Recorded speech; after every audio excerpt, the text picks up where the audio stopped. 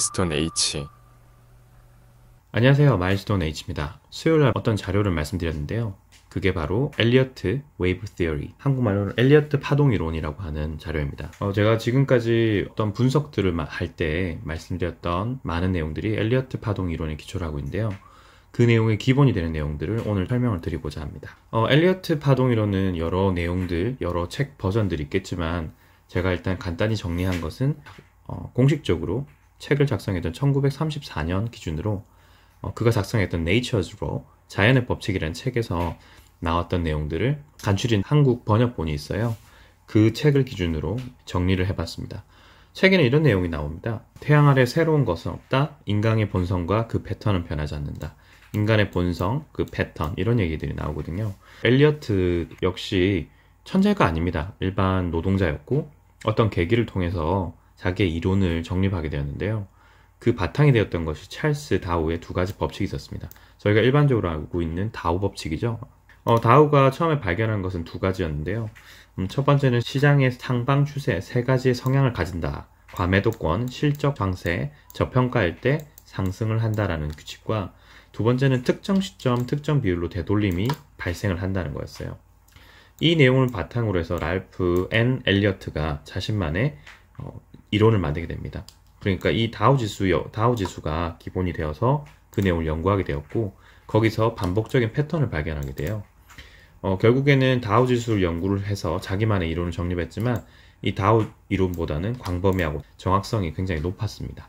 상계 내용들을 모두 이제 종합을 해보면 엘리어트 파동 이론의 책자에 나와 있는 내용은 이 전체 내용을 다 포괄하고 있다. 그리고 그걸 도표로 간단히 나타내면 자연이라는 테두리 안에 사람, 인간이 포함이 되어 있고 그 인간은 결국에는 어떤 반응, 어떤 사건에 대한 감정을 가지고 그 감정에 따라서 반응한다는 거예요.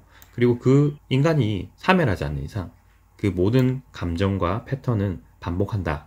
반복이 된다는 내용이 엘리어트 파동 이론의 기본이라고 보시면 되겠습니다. 다음 장부터는 엘리어트 파동 이론에 대한 자세한 설명들이 되겠습니다. 하나씩 보시죠. 엘리어트는 첫 번째 얘기하는 것은 결국에는 파동의 규칙성은 5 더하기 3이다.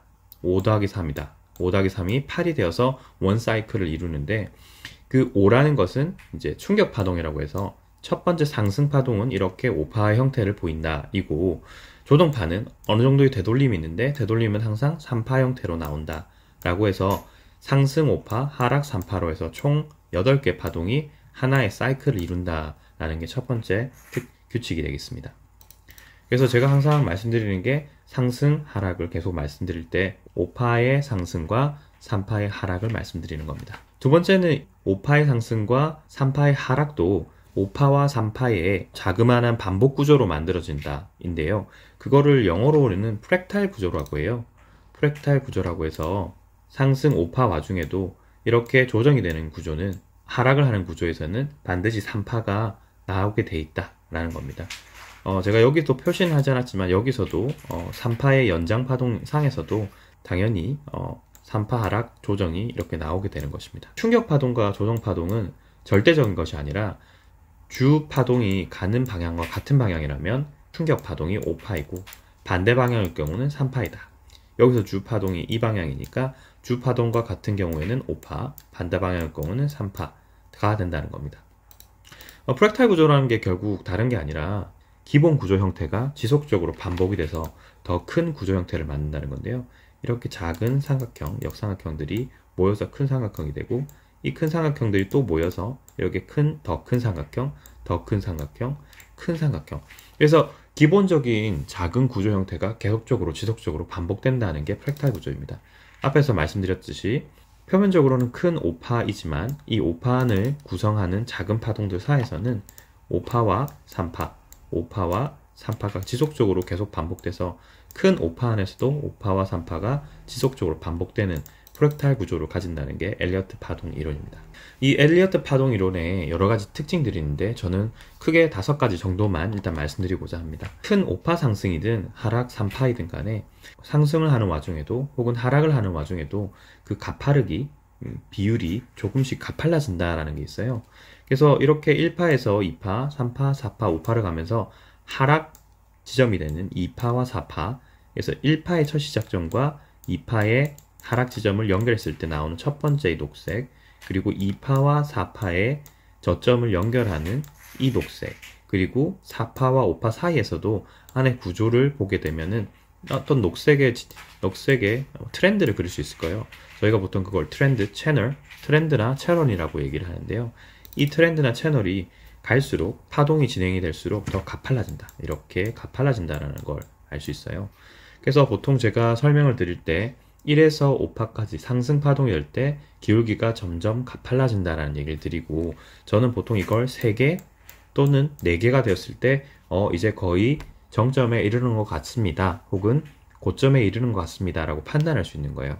물론 이런 것 말고도 제가 보는 보조지표들을 가지고도 이 파동의 기울기 점점 가팔라지는 것이 어느 지점에 어느 파동 구조에 있는지를 대략적으로 확인해 볼 수 있는 겁니다. 말씀드린 것처럼 상승뿐만 아니라 하락에서도 동일한 현상이 나타납니다. 참고해 주시고요. 이게 첫 번째 특징이었습니다. 두 번째 특징은요, 일정 비율로 조정이 된다는 건데요. 상승을 하게 되고 1파 상승과 2파 하락이 되는데, 과연 상승할 때 얼마만큼 하락을 할지에 대해서 알려주는 것이 이거 피보나치라는 겁니다. 피보나치는 수학자인데요. 엘리어트가 Nature's Law라고 하는 책을 쓰면서 이런 규칙성을 찾을 때 특정 비율이 있었다는 걸 확인하게 되고, 그 특정 비율이 피보나치 수열을 이용한다는 걸 알아내게 돼요.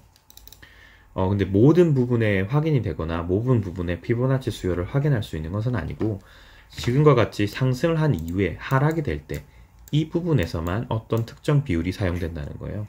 그리고 전체 비율에서도 마찬가지겠지만 2파가 시작된 이후에 3파가 넘어갈 때 2파에서 3파로 상승이 되었다면 하락이 될 때도 여기서도 피보나치 수열을 사용할 수 있을 것이고요.